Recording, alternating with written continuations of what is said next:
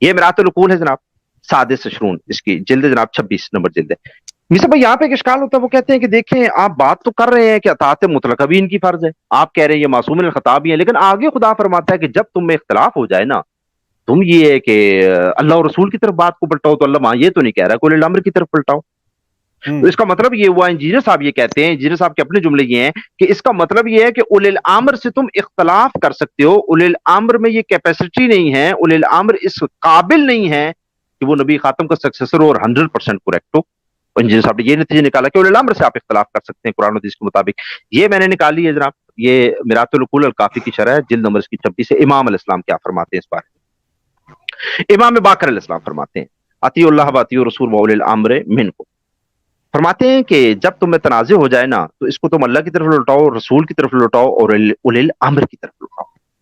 یعنی اولی الامر کی طرف یہ نہیں کہ نہیں لوٹانا، امام فرماتے ہیں لوٹانا ہے۔ کیوں؟ اب سوال پیدا ہوتا ہے کہ انجینئر صاحب تو کہہ رہے ہیں اولی الامر سے اختلاف کرنا ہے آپ نے، امام فرما رہے ہیں نہیں۔ امام علیہ السلام فرماتے ہیں ثم قال، کیسے ہو سکتا ہے کیف یامر بطاعتہم، کیسے ہو سکتا ہے کہ اللہ تمہیں اولی الامر کی اطاعت کا حکم دے دے اور بعد میں خود ہی تمہیں یہ بھی حکم دے کہ تم ان سے تنازع کر لو؟ یعنی ایک دفعہ حکم دے کہ اطاعت کرو اور وہیں کہے کہ نہیں تم ان سے تنازع بھی کر لو۔ امام فرماتے ہیں پھر یہ مسئلہ کیا ہے؟ امام فرماتے ہیں انما قال ذالک المامورین الذین قیل لهم اطیعوا اللہ واطیعوا الرسول، کہ یہ جو تنازع کی بحث ہو رہی ہے یہ اولی الامر سے تنازع نہیں کرنا ہے۔ اولی الامر کی تو اطاعت مطلقہ اللہ فرض کر چکا ہے، جس کی اطاعت فرض کر چکا ہے اس سے تنازع کو تمہیں وہ اجازت کیسے دے سکتا ہے؟ لیکن جس کو یہ حکم تھا، آیت شروع کہاں سے ہوتی تھی؟ یا ایھا الذین آمنوا اطیعوا اللہ واطیعوا الرسول، تو امام فرماتے ہیں وہ جو ایمان والے ہیں نا، مخاطب مطیع، یہ تو مطاع ہے، اطیعوا اللہ واطیعوا الرسول واولی الامر منکم، یہ ہے مطاع، یعنی ان کی آپ نے اطاعت کرنی ہے۔ اور یا ایھا الذین آمنوا کون ہے؟ مطیع، ان کو حکم ہے کہ آپ نے اطاعت کرنی ہے۔ امام فرماتے ہیں یہ جو اللہ نے فرمایا نا تمہارے درمیان تنازع ہو، تو یہ اولی الامر کا تنازع نہیں ہے، یہ ان کی بات ہو رہی ہے، ذالک المامورین الذین قیل لهم اطیعوا اللہ واطیعوا الرسول، کہ وہ جو جن کو حکم دیا تھا نا اطاعت کا، تو انہیں کہا ہے کہ اگر تمہارے آپس میں کوئی تنازع ہو جائے تو تم اللہ اور رسول کی طرف پلٹاؤ، اگر تمہارا آپس میں کوئی تنازع ہو جائے تو اللہ رسول کی طرف پلٹاؤ۔ یہ نہیں اللہ کہہ رہا ہے کہ اولی الامر سے تنازع کرنا ہے۔ امام فرماتے ہیں اللہ تو یہ حکم دے ہی نہیں سکتا، اللہ اپنی بات کا رد کیسے کر دے گا قرآن میں کہ ایک طرف حکم دے اور وہیں اس کا رد کر دے؟ نیچے کیجیے گا کانڈلی، یہ فرماتے ہیں الحدیث الثانی عشر والمئتین حسن، اس حدیث کی سند کیا ہے؟ حسن ہے۔ اب کانڈلی تھوڑی سی آپ کو زحمت ہوگی شاہ صاحب، اگر آپ اوپر چلے جائیں وہ آیت النقل صاحب کی تفسیر پر، اب میں یہاں پر مزید اس کو تھوڑا سا ایک نقطے کو ہائی لائٹ کرتا ہوں کہ یہ جو کہتے ہیں نا کہ اللہ تعالیٰ نے پھر کیوں کہا کہ اولی الامر کی طرف نہ جاؤ اور صرف اللہ اور رسول کا حکم دیا، اس کا جواب قرآن میں بھی ہے۔ جی کیسے؟ یہ دیکھیے گا، ایک ہم ان کو ایک تو امام صاحب نے بتا دیا۔ ایک منٹ دینا تم، یہاں پہ میں ایک دو گزارشات کرتا ہوں اگر آپ اجازت دیں تو۔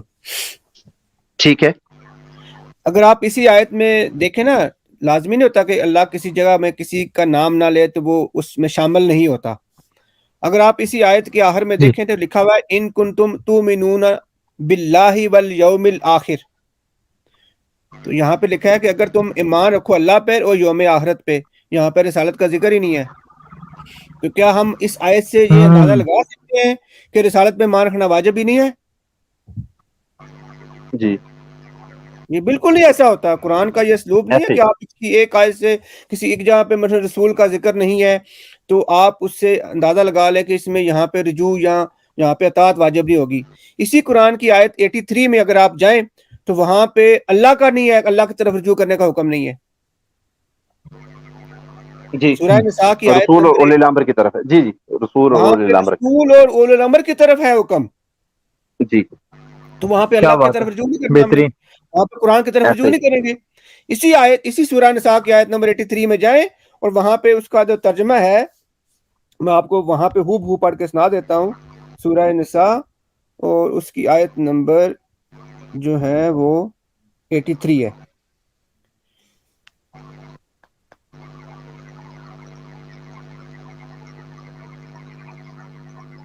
یہ آ گیا جی 81 82 83، وہاں پہ لکھا ہے کہ جب ان کے پاس امن یا خوف کی کوئی بات پہنچتی ہے تو اسے پھیلا دیتے ہیں، حالانکہ اگر وہ اسے رسول اور اولو الامر کی طرف لوٹا دیں تو حقیقت کو وہ لوگ جان لیتے کہ جو یعنی کہ جو استنباط کی طاقت رکھتے ہیں، یعنی کہ رسول اور اولو الامر جو ہیں وہ استنباط کی طاقت رکھتے ہیں۔ ऐसे یعنی کہ اللہ نے یہاں پہ علم میں رسول خدا اور اول الامر کو برابر قرار دے دیا ہے.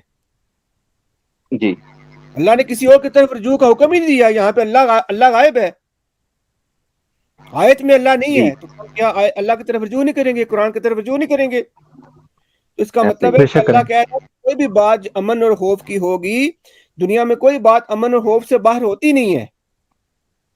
تو اس کا مطلب ہے کہ اس جی کو رسول کی طرف پلٹانا ہے اور اول الامر کی طرف پلٹانا ہے. رسول خدا صلی اللہ علیہ وسلم کی تعلیمات موجود ہیں اور ائمہ اہل بیت علیہ الصلوۃ والسلام کی تعلیمات موجود ہیں. دنیا میں اور کسی کی تعلیمات موجود ہے ہی نہیں. جی آپ دنیا کو اٹھا کے دیکھ لو, جس طرح ایسا نہج البلاغہ مولا علی کی خطبات ہیں, آپ ان میں سے کسی ایک خلیفہ راشد جن کو یہ مانتے ہیں, ان کا اس طرح کا کوئی بھی کلام لے کے آؤ ہمارے سامنے. ان سے تو جی حدیث بھی نہیں ہے, انہوں نے اپنی حدیث فرامین بھی نہیں جلا ہے, دی. خطبات نہیں.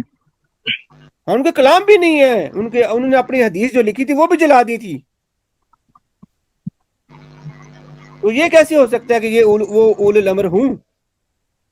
تو یہ جو عام طور پہ لوگوں کو گمراہ کرنے کی کوشش کرتے ہیں نا کہ تنازع کا حکم نہیں ہے, تو بھائی یہاں پہ تو ایمان کا حکم نہیں ہے کہ تؤمنون باللہ والیوم الاخر, یہاں پہ رسول پہ ایمان کا حکم نہیں ہے. اس میں دیکھیے شاہ صاحب, اگر آیت میں یہ ہوتا نا, یہ اس کو اولي الامر میں داخل کر رہے ہیں, امام معصوم نے کیا جواب دیا کہ اولي الامر اس میں شامل نہیں ہے اس اختلاف میں. کیوں؟ آخری جملے کیا ہیں ابھی جو آپ نے پڑھے, ان کنتم تؤمنون باللہ والیوم الاخر, تو کیا اولي الامر یہ ہے کہ ان پر ایمان بھی نہیں رکھتے تو اس نہیں کی اطاعت کا اللہ حکم دے رہا ہے؟ نہیں, جی اصل میں مسئلہ یہ کہ وہ اس میں امام فرماتے ہیں شامل نہیں ہے, مامورین کا آپس کا اختلاف ہے. اگر اولي الامر کا ہوتا نا تو اللہ تعالیٰ آیت میں یہ فرماتا ہے کہ اگر تمہیں اولي الامر گناہ کا حکم دیتا ہے تو تم اس کی اطاعت مت کرنا, لیکن اللہ تعالیٰ کوئی قید نہیں لگا رہا, بلا مشروط. اسی لیے فخر الدین رازی نے لکھا کہ اطاعت مطلقہ ان کی فرض ہے اور معصوم ہے. اب نیچے کیجئے گا کائنڈلی اس کا ایک اگلا اور چیز صفحہ. کیا ہے جوہر بھائی, دیکھیں فَإِن تَنَازَعْتُمْ فِي شَيْءٍ لفظ لکھا ہوا ہے, یعنی کہ تم میں جی کسی بھی چیز میں بھی اختلاف ہو جائے. یہاں پہ اطاعت کا ذکر نہیں ہے. اگر لفظ جی یہاں پہ فی شیء کی جگہ پہ اطاعت ہوتا نا تو پھر ہم کہہ جی سکتے تھے کہ یہ بات پچھلی طرف جا رہی ہے, اگر آپ میں ان میں سے کسی میں اطاعت میں فرق ہو جاتا. تو یہ کسی جی یہ معاملے میں نیچے یہ اور قانون ہے, اللہ نے قانون جی دے رہا ہے کہ اگر آپ نے, کیونکہ جو حدیث ہے نا اور جو قرآن ہے یہی شریعت ہے, تو جی یہاں پہ شریعت کی طرف اللہ حکم دے رہا ہے. تو یہ جو کہتے ہیں کہ اولو الامر یا خلافت کا ذکر موجود نہیں ہے, تو قرآن تو کہتا ہے موجود ہے. اگر ان ایسا کی ہی ہے بات یہ. مانی جائے نا جوہر بھائی, اگر ان کی بات مانی جائے کہ جو خلافت کا ذکر جو نہ قرآن میں موجود ہے نہ حدیث میں موجود ہے, اگر ان کی تفسیر مانی جائے کہ اولو الامر کے ساتھ تنازع ہو جائے تو اس کو قرآن اور حدیث میں تلاش کرو. جی ہم پوچھتے ہیں وہ قرآن اور حدیث میں کہاں لکھا ہے کہ اولو الامر کون ہے؟ کیا آپ ہاں کے یار, بقول اللہ پورا ان کا تبارک و کانسیپٹ تعالی خلافت کے ہی ختم ہو جائے گا نا, کیونکہ یہ خلافت جب قرآن و حدیث میں ان کی نزدیک نہیں ہے نا, خلافت نہیں کا ہے نا, ذکر نہیں ہے قرآن و تو پھر حدیث میں. اللہ نے جب حکم کیوں نہیں دیا ہے ان کے تو اب بارے شیعہ میں؟ سنی کا تنازع ہو گیا, تو اب وہ ہاں جی, قرآن و حدیث میں کہاں سے جا کے تلاش کریں جب ہے ہی نہیں ان کی نزدیک. قرآن تو کہہ رہا اچھا ہے نیچے کیجیے گا کائنڈلی, جی نیچے جی کیجیے گا کائنڈلی یہ اگلا صفحہ, جی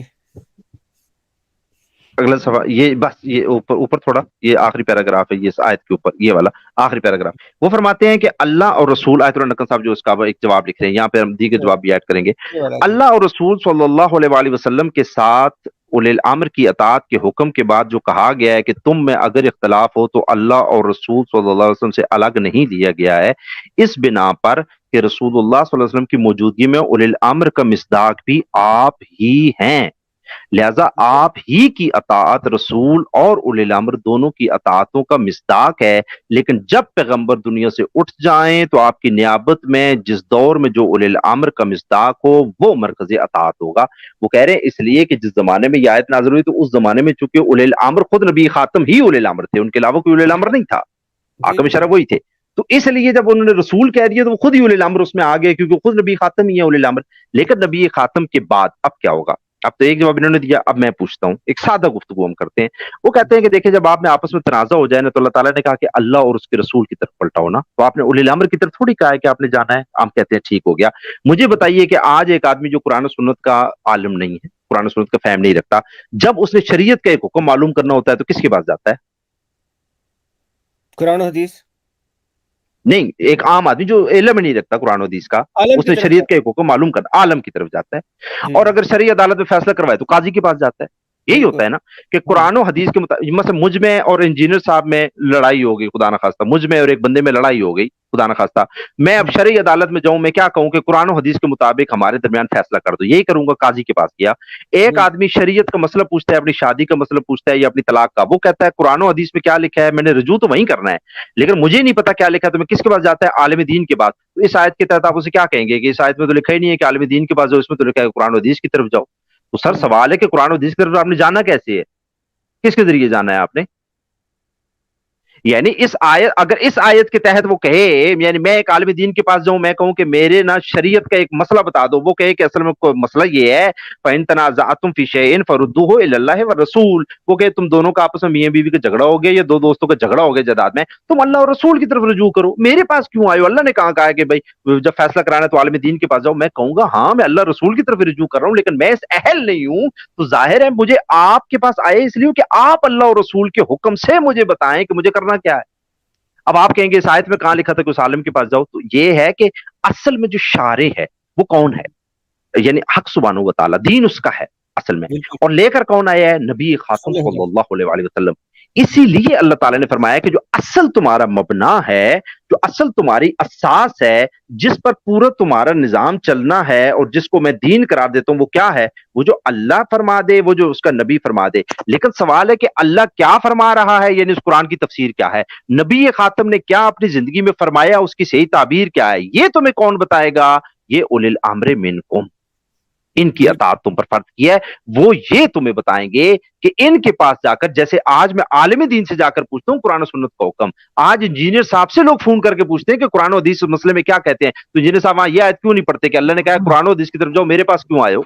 वो क्यों नहीं कहते? इसका मतलब ये नहीं है कि अल्लाह, वो चूंकि जो आयमा इस्लाम की हमारे पास मुतवातिर हदीस है, मुतवातिर, कोई एक दो नहीं है, मुतवातिर। आयमा इस्लाम फरमाते हैं कि हम जो कुछ तुम्हें कहते हैं ना, वो वही है जो अल्लाह ने कहा है, वो वही है जो नबी खातम ने कहा है। यानी इमाम भी जो कहते हैं, इमाम भी जो कहते हैं, वो चूंकि है ही अल्लाह और रसूल का फरमान, तो इसलिए अल्लाह ये नहीं कह रहा है इनकी तरफ पलटाओ, इसलिए कि उन्होंने जो कुछ आपके दरमियान डिसीजन करना है, जो कुछ आपके दरमियान बयान करना है मसला, वो शरीयत है, वो किसका कौल है? या अल्लाह का है या नबी खातम सल्लल्लाहु अलैहि वसल्लम का है। इसलिए अल्लाह ताला ने असल की तरफ लौटाया बात को कि इख्तलाफ का हल कुरान और सुन्नत से होगा, लेकिन कुरान और सुन्नत से कौन इख्तलाफ का हल करके देगा? वो फरमाया उलिल अम्र मिनकुम, मैं तुम्हें हाकिम शरअ बनाकर जा रहा हूं, जिनमें इस्तिंबात की देखिए ताकत है। जी जी, इसीलिए इमाम मासूम अलैहिस्सलाम ने वहां फरमाया, ये जो हमने अभी अल-काफी की रिवायत पढ़ी है, कि ऐसा नहीं कि उलिल अम्र की तरफ अताअत नहीं कर। अब आप नीचे चले जाएं काइंडली, हम आगे से स्क्रीन तक शुरू करें। इसीलिए इमाम अलैहिस्सलाम ने ये आगे, वो जहां तक हम गए थे अल-काफी तक, ये इससे आगे, अच्छा काज़मी साहब एक बात इससे आगे, पूछनी थी। इससे आगे यहाँ तक, ये थोड़ा सा ऊपर करें, मैं यहाँ पर बात को दोबारा थोड़ा सा ऊपर करें, ये इस रिवायत पे, हाँ ये देखिए, इसीलिए इमाम ने क्या फरमाया दूसरी लाइन में कि जब तुम इख्तलाफ हो जाए तो तुम उस अमर को कहां लेके जाओ? अल्लाह की तरफ, रसूल की तरफ और उलिल अम्र की तरफ। जी क्यों? क्योंकि उलिल अम्र के बगैर तुम्हें, अब मुझे ये बताइए मीसा भाई, आपसे मेरा सवाल है कि इंजीनियर साहब कहते हैं कि आपने कुरान और हदीस की तरफ जाना है, हम कहते हैं कि इंजीनियर साहब एक कुरान की इंटरप्रिटेशन आप कर रहे हैं, एक कुरान की इंटरप्रिटेशन मोहम्मद शेख कर रहा है, एक कुरान की इंटरप्रिटेशन जो है वो कादियानी कर रहे हैं, एक कुरान की इंटरप्रिटेशन जो है वो गुलाम अहमद परवेज कर रहा है, एक कुरान की इंटरप्रिटेशन गामदी साहब कर रहे हैं, एक मुरजैया कर रहे हैं, एक मुजस्मा कर रहे हैं, एक खवारिज कर रहे हैं। तो हम उन्हें कहते हैं कि इंजीनियर साहब कहाँ चले जाएं? आप तो कहते हैं कुरान की तरफ जाइए, सारे कुरान ही बयान कर रहे हैं, अपना अपना नुक्ता नजर बयान कर रहे हैं। ये कुरान किससे लेना है हमने? फिर तफसीर पर नबी खातम की महफूज हदीस किससे लेनी है? इसका जवाब हम नबी खातम से पूछते हैं कि या रसूलुल्लाह हमें समझा जाइए कि ये आयतें तो मौजूद है कुरान में, लेकिन इसकी तफसीर तो सब बंदे अपनी मर्जी की करते रहेंगे, हम कहां चले जाएं? और आपके फरमान से नबी खातम ने अपनी जिंदगी में फरमाया जिसने मेरी तरफ झूठ मंसूब किया वो जन्नत में जाएगा, तो नबी खातम ने फरमाया मुझसे भी झूठ मंसूब होगा, तो या रसूलुल्लाह हमें शनाख्त का तरीका ही बता जाइए, हमें कैसे पता चलेगा कि ये बात आपकी तरफ जो मंसूब है ये झूठ है? आप रसूल खुदा से उसका जवाब लेते हैं। आगे जाइएगा काइंडली, ये है मुस्तदरक अल-सहीहैन, जी मुस्तदरक अल-सहीहैन, आगे ठीक ये है जो ठीक है। मुस्तदरक अल-सहीहैन जुज़ अस-सालिस है जी। इसका हदीस नंबर कौन सी है जी? 4771। काल फित तलखीस, यानी जाबी ने कहा अला शर्त बुखारी व मुस्लिम, ये बुखारी और मुस्लिम की शर्त पर सही है, यानी जो अहले सुन्नत के यहाँ सबसे बुलंद दर्जा है ना सनद के लिहाज से किसी रिवायत में, वो यही है कि बुखारी मुस्लिम की शर्त पर सही होता है। वो फरमाते हैं रसूल खुदा सल्लल्लाहु अलैहि वसल्लम के इन्नी तारिकुन फीकुम अस-सकलैन किताबुल्लाह व अहलु बैती وَإِنَّهُمَا لَن يَتَفَرَّقَا حَتَّى يَرِدَ عَلَيَّ الْحَوْض۔ امام حاکم فرماتے ہیں ھذا حدیث صحیح الاسناد علی شرط الشیخین۔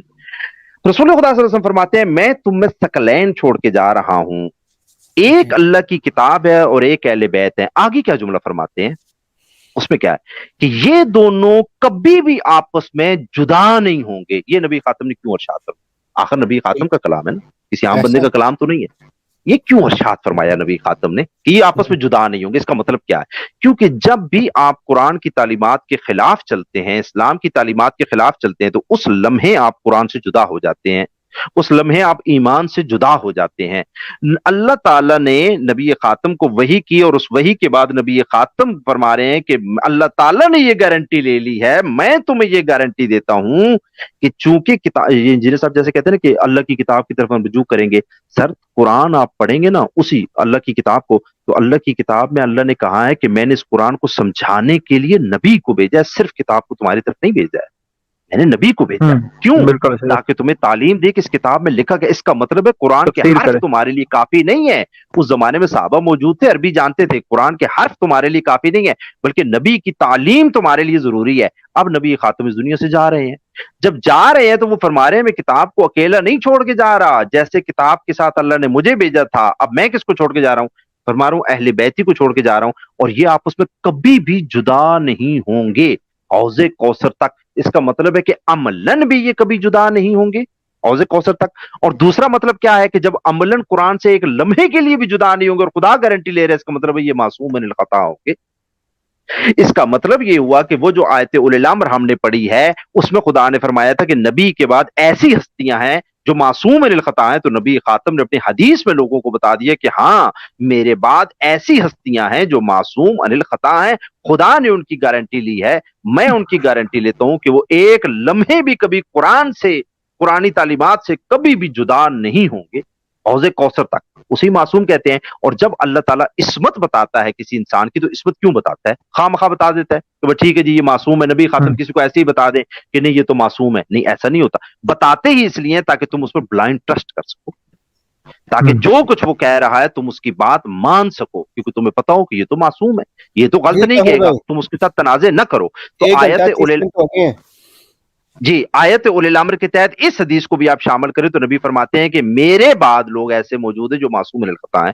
مسند امام احمد ابن حنبل ہے جی، جز السادس عشر ہے جی، اس کا حمزہ احمد زین صاحب کی تحقیم ہے جی، وہ فرماتے ہیں انی تارکن فیکم الخلیفتین، کتاب اللہ ہے کہ میں تمہارے درمیان خلیفتین چھوڑ کے جا رہا ہوں، ایک اللہ کی کتاب ہے اور ایک اطرتی اہل بیتی، وانہما لن یتفرقا حتی یرد علی الحوض، کہ یہاں پر لفظ خلیفتین استعمال کیا کہ یہ جو میں نے بتایا کہ قرآن سے ایک لمحے کے لیے جدا نہیں ہوں گے، معصوم من الخطا ہوں گے، میری اطرت میں سے ہوں گے، یہ میرے جانشین ہوں گے، یہ میرے خلیفہ ہوں گے، اور ان کی عصمت تمہیں اس لیے بتا رہا ہوں، قرآن کے ساتھ ہونا اس لیے بتا رہا ہوں کہ قرآن ان سے لینا اور ان پر بلائنڈ ٹرسٹ کرنا، یہ جو کچھ کہیں گے تمہیں صحیح بات کہیں گے، یہ معصوم من الخطا ہے۔ نیچے دیکھیے گا کائنڈلی، اسناد ہو حسن ان کو حکم ہے۔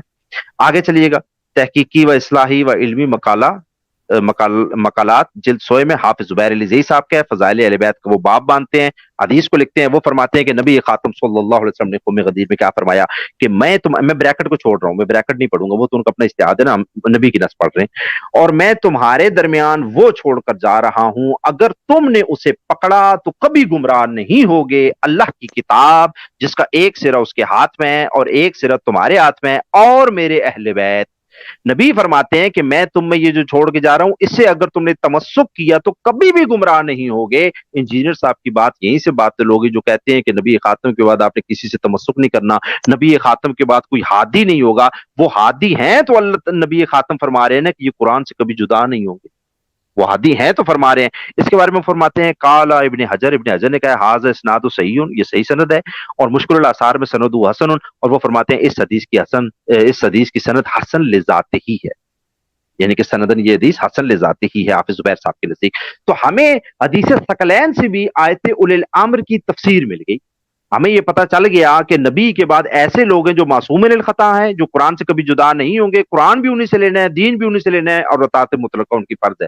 آگے چلیے، کتاب سلیم بن کیسر ہلالی آ گئی ہے، دائم الایمان اس کا یعنی حدیث ہے، اس کا ٹائٹل ہے، اس میں نبی خاتم کیا فرماتے ہیں۔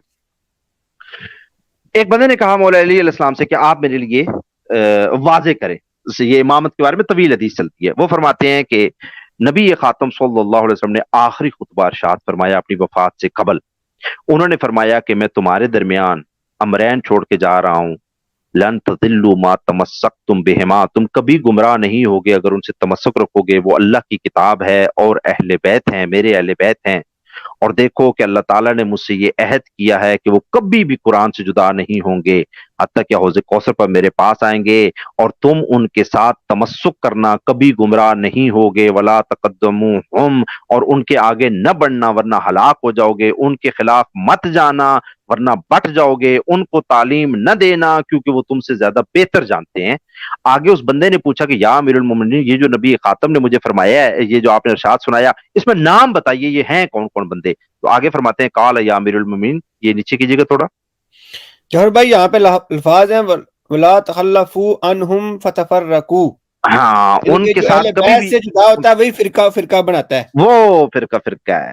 اصل دین تو ہے یہ نا، حدیث ثقلین والا مجاوی نا، دین، یہ جو قرآن اہل بیت. علمی کتابی مسلم بنتے ہیں نا جو اہل بیت سے جدا ہیں، جی، کہتے ہیں ہم نعرے لگانے سے کچھ نہیں ہوتا.